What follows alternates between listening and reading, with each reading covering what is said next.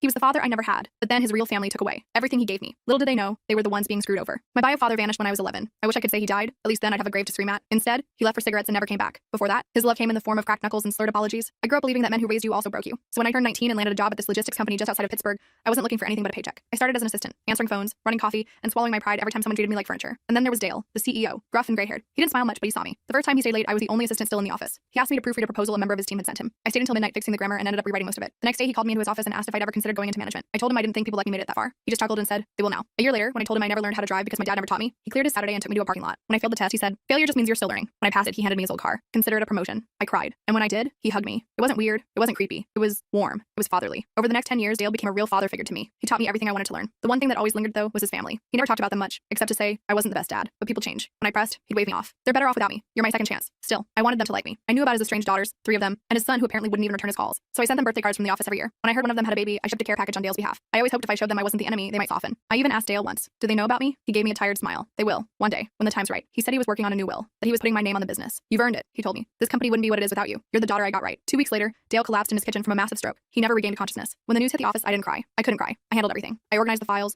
managed the PR statement, fielded calls from worried clients. I even arranged the memorial service, because no one else did. His family didn't even show up until the day of the funeral. When I saw them, I froze. I recognized them from the photos on his desk, the ones he kept tucked away in the back corner. I approached them slowly, like an overeager kid meeting the cool older siblings. "Hi," I said. I was Dale's assistant. His COO, technically.